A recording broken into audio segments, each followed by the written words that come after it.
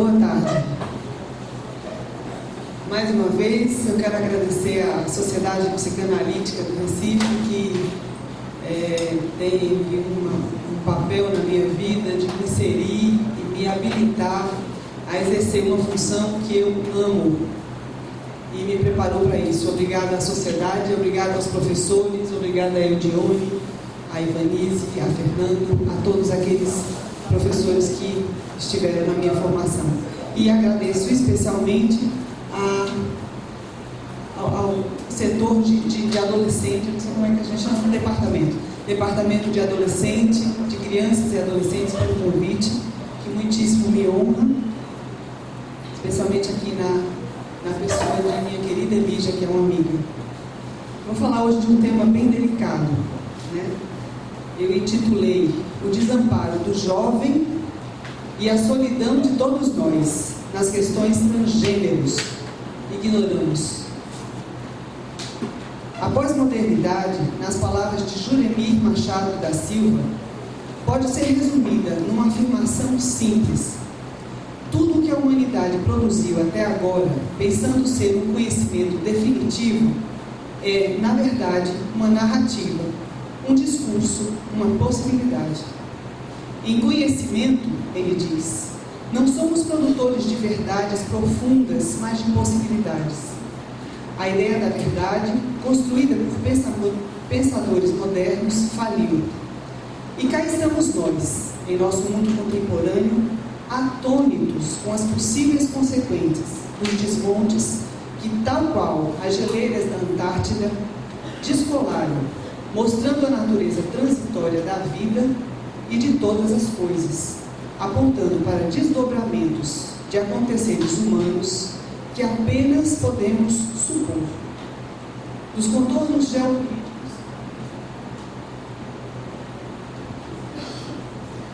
contornos geopolíticos ao sentido do que é verdade, nosso mundo se move. E é justamente nesse cenário que temos que pensar.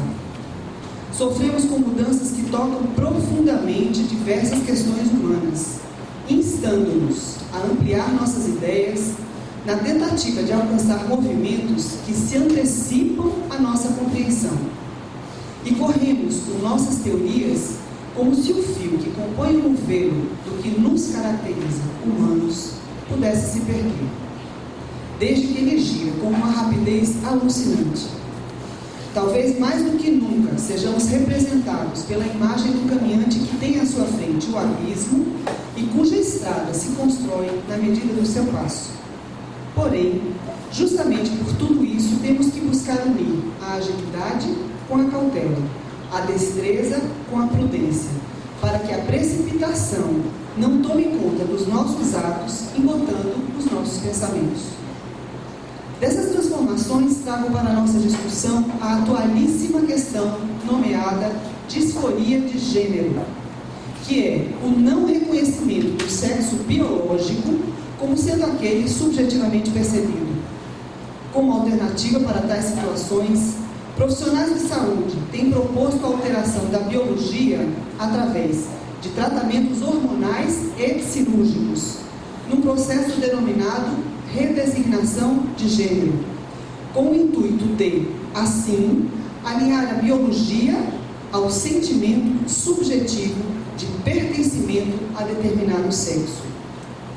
Aqui não vou me debruçar sobre as teorias que dão sustentação à redesignação, ou sobre as ideologias implícitas, e nem tampouco sobre a validação das intervenções adotadas. A minha contribuição será dirigida especialmente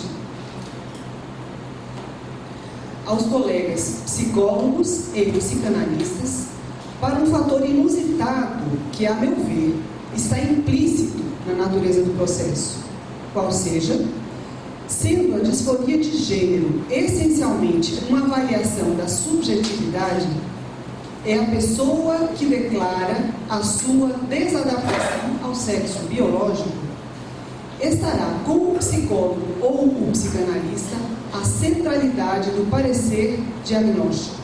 E isso, além de incomum, tem extraordinárias implicações especialmente no que se refere à nossa responsabilidade. A delimitação desse aspecto subjetivo como determinante do processo de redesignação fica bem clara em um trabalho recente, publicado pela Revista Brasileira de Psicanálise, 2014, que relata o serviço de redesignação de gênero adotado no Ambulatório de Transtornos e Identidade de Gênero e Orientação Sexual. Chama-se Antigos, é da USP, é um ambulatório sediado na USP. Nesse trabalho, que vocês terão acesso na revista, somos informados que a avaliação da disforia de gênero é baseada nas declarações do paciente e que, aspas, a premissa é de respeito à autodeterminação do indivíduo. No caso de adolescentes ou crianças, essa avaliação é completada pelas declarações dos familiares, mas nenhum exame objetivo é apontado como auxiliar na avaliação do quadro. Do protocolo que ali encontramos, eles expõem o protocolo adotado, podemos inferir que a psiquiatria avalia a saúde mental, a clínica médica avalia a saúde corporal, mas será a subjetividade declarada, matéria essencialmente da psicologia, que determinará a existência ou não da disforia e, consequentemente, a indicação ou não da redesignação. Dito de outro modo, exames médicos deverão atestar a condição física para que as possíveis intervenções orgânicas se façam. Exames psiquiátricos avaliarão a sanidade mental do candidato. Mas somente um profissional de nossa área, eu estou repetindo, gente, poderá avaliar com profundidade a posição subjetiva do paciente, se há indicação para o processo, em que nível as questões da disforia estão presentes no postulante ao tratamento. Não há, no artigo, declaração específica tributando ao psicólogo tal responsabilidade, mas ela é dedutível a partir das descrições dos trâmites e, especialmente, a partir da circunscrição da natureza do transtorno, que é puramente subjetivo. Se não, vejamos, que outro profissional, afora um especialista da psicologia, estaria preparado para escutar a subjetividade de um paciente ou acompanhá-lo no esclarecimento dos seus conflitos? Qual especialista teria escuta para, a título de exemplo, identificar o uso maciço da identificação projetiva, induzindo toda uma equipe a realizar intervenções iatrogênicas? Isso se constitui em extraordinária responsabilidade para a psicologia, especialmente se sabemos não haver outro parâmetro para a determinação do diagnóstico. Em minha trajetória, tive a grata oportunidade de ser presidente fundadora da Associação Brasileira de Psicossomática em João Pessoa. Nessa condição, promovi e participei de cursos, congressos, jornadas interdisciplinares, multidisciplinares. E posso declarar que nunca tive contato com trabalhos que colocassem nas mãos da psicologia um parecer de tamanha relevância. Longe disso, com frequência escutei de colegas a queixa sobre o lugar quase protocolar que lhes era atribuído nas equipes. Nas cirurgias bariátricas, como exemplo, a opinião do psicólogo se soma a critérios que levam em conta o grau de sobrepeso, os índices glicêmicos e outros referenciais orgânicos, atestando a indicação para a cirurgia. As consultas da psicologia frequentemente são cumpridas como uma parte do trâmite necessário, dificilmente com peso decisório sobre a indicação. E nos processos de transição, quais critérios orgânicos seriam levados em conta? Debilidades orgânicas ou psiquiátricas, estou repetindo de novo, poderão contar, indicar o processo, mas quais dados orgânicos ou psiquiátricos sugerem que as intervenções serão indicadas? Afora os casos de intersexo, que são quadros de outra ordem, é quando a biologia é indefinida.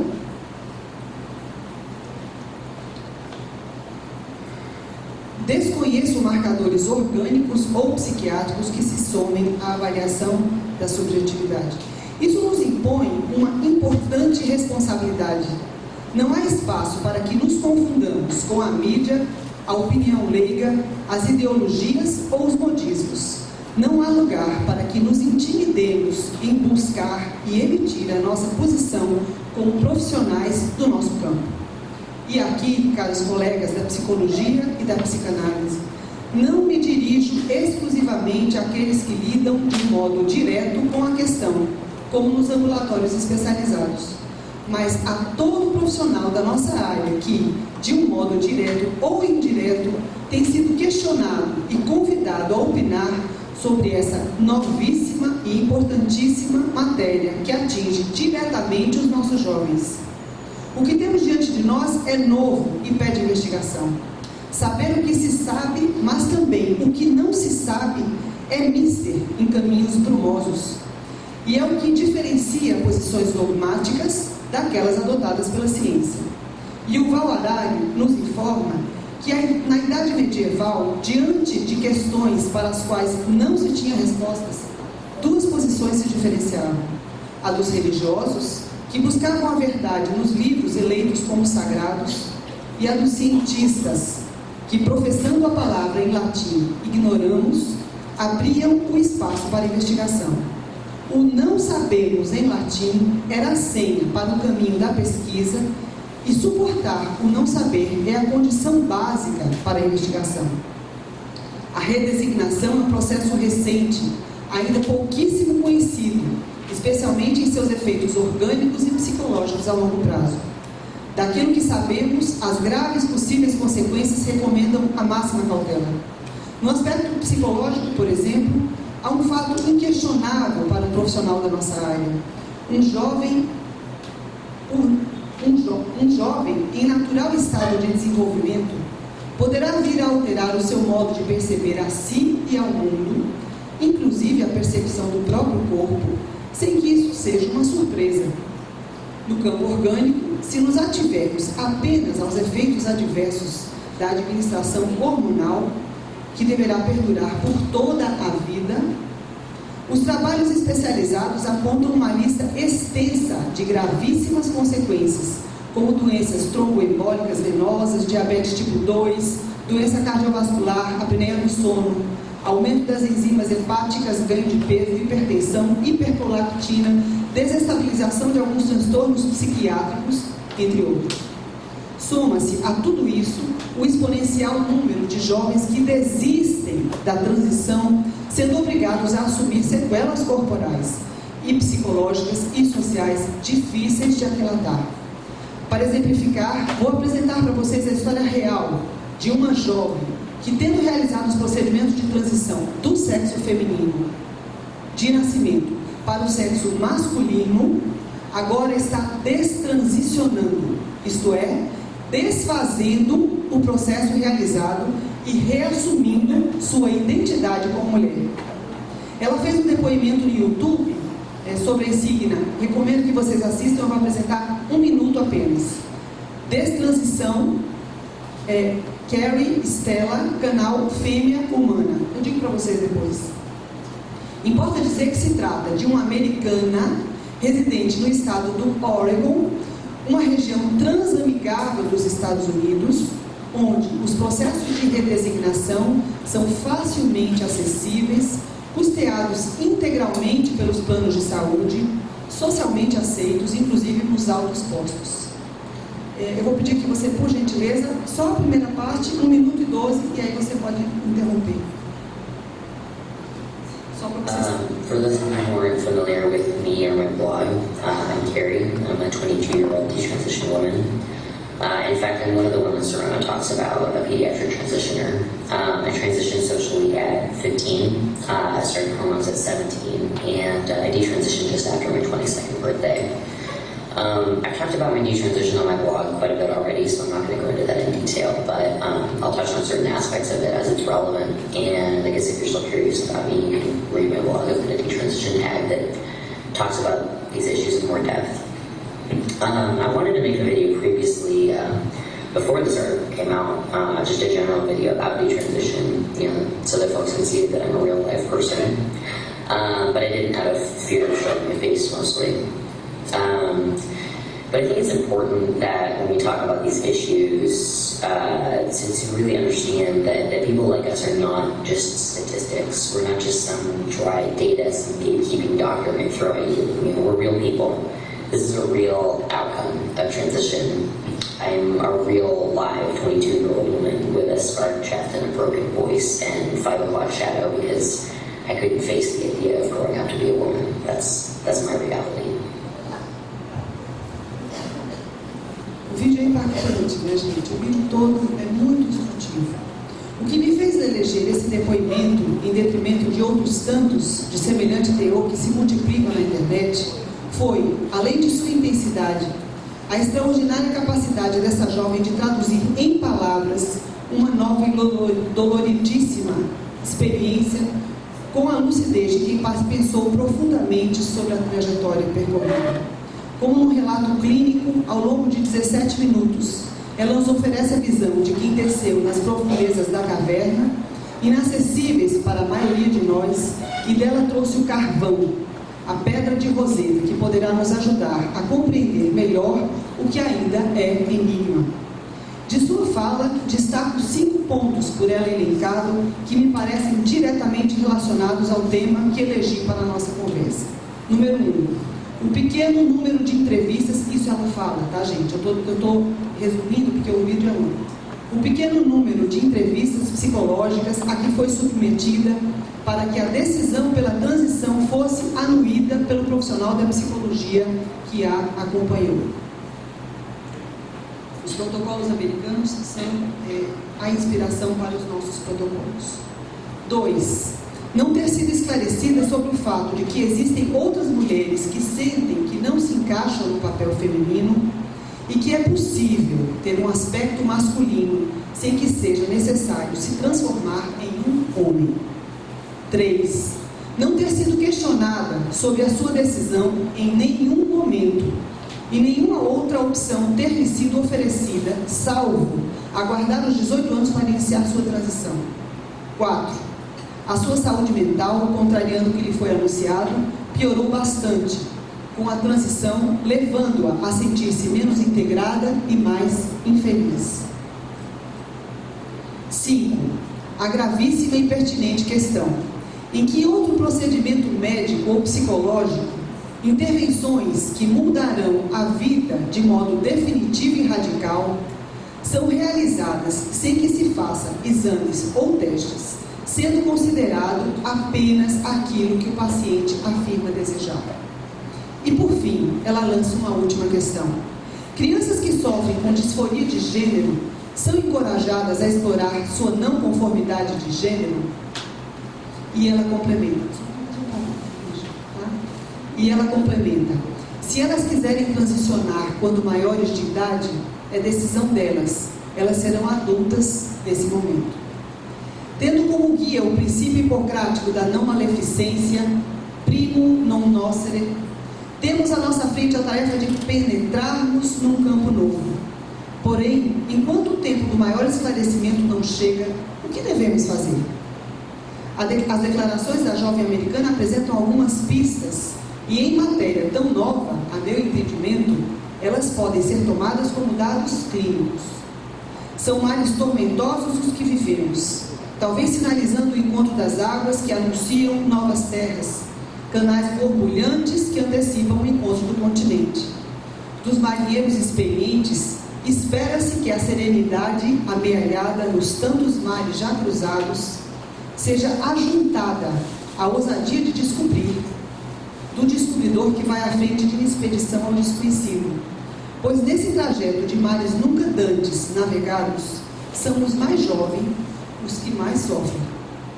Eles não têm a experiência, mapa interno que nos orienta, ainda que na escuridão, e ao mesmo tempo têm a intrepidez da juventude, movida pela ingenuidade de quem viveu pouco e pouco conhece sobre as dores e as armadilhas da existência. Essa soma da não experiência coloca-os na condição de presa fácil em território incógnito. Assim é no mundo do animal, assim é também no mundo dos humanos. Períodos de interregno, no dizer de Zygmunt Bauman, transcorrem entre uma malha cultural que se esgarçou e outra que ainda se constrói. Neles, concorda Bauman, são sempre os mais jovens, os mais vulneráveis. E aqui o nosso lugar como profissionais da mente ganha densidade. Somos nós, estudiosos do funcionamento mental, que dispomos de teorias e técnicas para ajudar a integração das várias partes de uma pessoa, para iluminar áreas sombreadas da vida mental, trazendo um pouco mais de claridade para os conflitos daqueles que nos procuram. E, novamente, uma frase que é atribuída a Hipócrates, e, apesar de não ser exatamente dele: curar algumas vezes, aliviar quase sempre, consolar sempre. Muito obrigada.